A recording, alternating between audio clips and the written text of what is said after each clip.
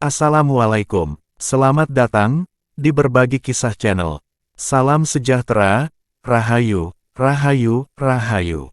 Semoga hari ini membawa keselamatan, kesehatan, dan kelimpahan rezeki bagi kalian.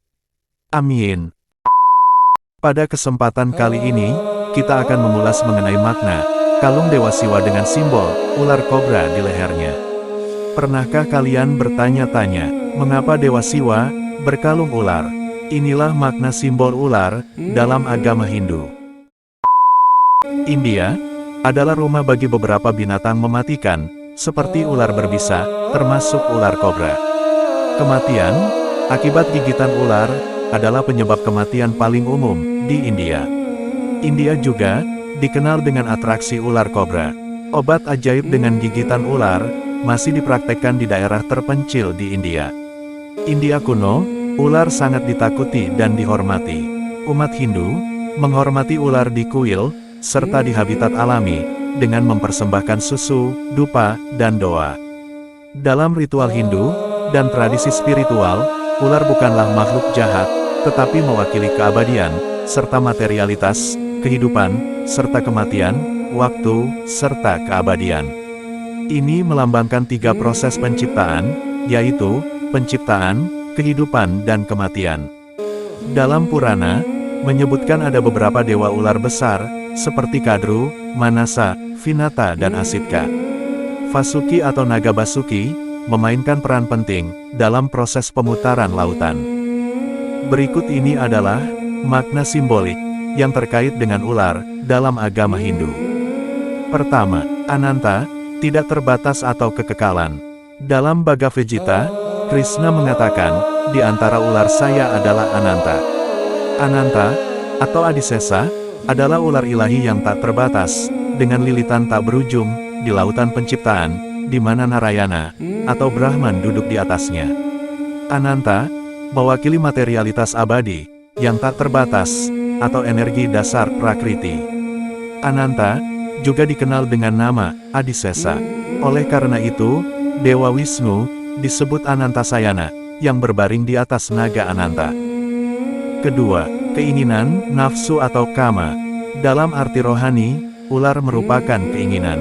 Sama seperti orang-orang yang digigit ular, rentan terhadap penderitaan dan kematian.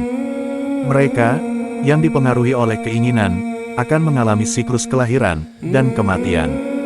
Penderitaan karena memenuhi keinginan-keinginan, sama seperti racun ular. Anda akan aman jika Anda memegang racun yang ada di tenggorokan Anda, seperti Dewa Siwa, dan tidak membiarkannya mempengaruhi tubuh atau pikiran Anda.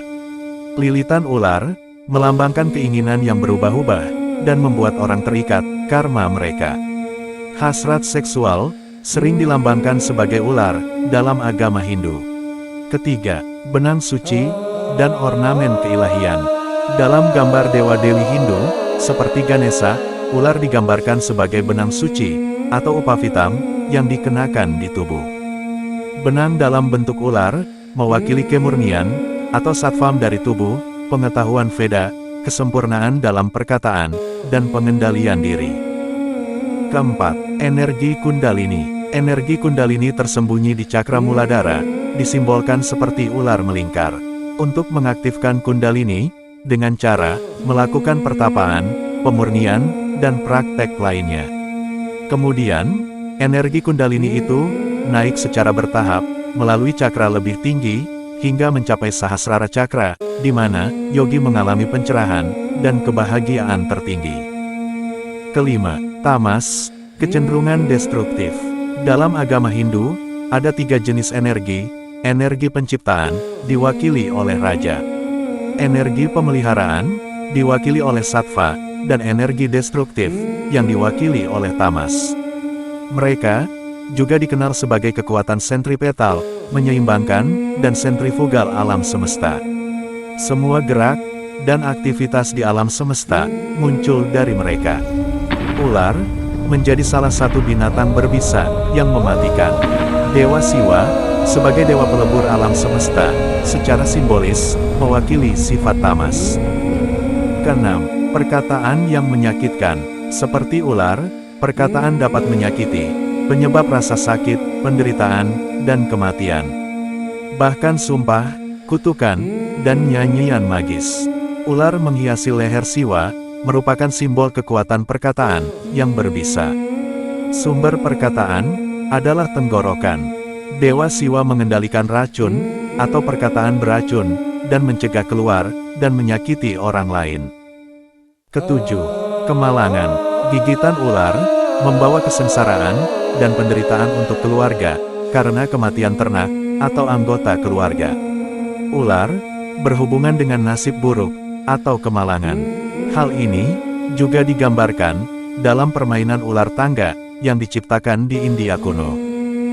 Kedelapan, naga. Kitab Hindu menyebutkan tentang naga yang merupakan makhluk setengah ilahi yang tinggal di dunia bawah tanah yang dikenal sebagai Patala.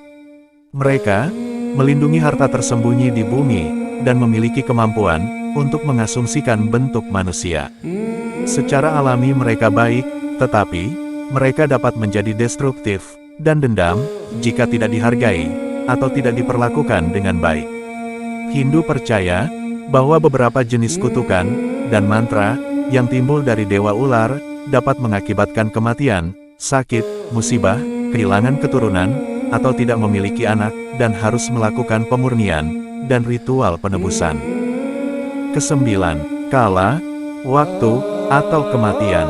Ular mewakili kematian, kematian tak terduga, atau kematian yang timbul dari kemalangan. Veda memuji Rudra, atau Siwa sebagai penyembuh, dewa obat-obatan yang melindungi, dan menyelamatkan para pemujanya dari kematian, dan kehancuran, yang disebabkan oleh gigitan ular. Ular dilambangkan sebagai panah, merusak dan mematikan, yang digunakan dalam peperangan. Hindu percaya, adanya kala atau buta kala, yang juga dikenal sebagai waktu. Kala memakan segalanya, semua eksistensi baginya adalah makanan. Ular melambangkan kala atau waktu. Dan yang terakhir, 10. Prana, naga, sering digunakan dalam teks-teks Hindu, mengacu pada napas keluar apana, atau yang dikeluarkan melalui mulut, dan lubang lainnya dalam tubuh, seperti bersendawa. Sama seperti ular, bergerak di bagian bawah bumi, apana bergerak dalam tubuh, melalui berbagai saluran, dan melalui lubang di tubuh.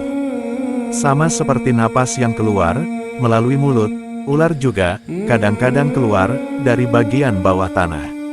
Sebagai pemimpin dari indera, prana, mendistribusikan makanan, untuk semua organ. Karena itu, ular sebagai simbol prana, yang kekal, dan tidak bisa dihancurkan.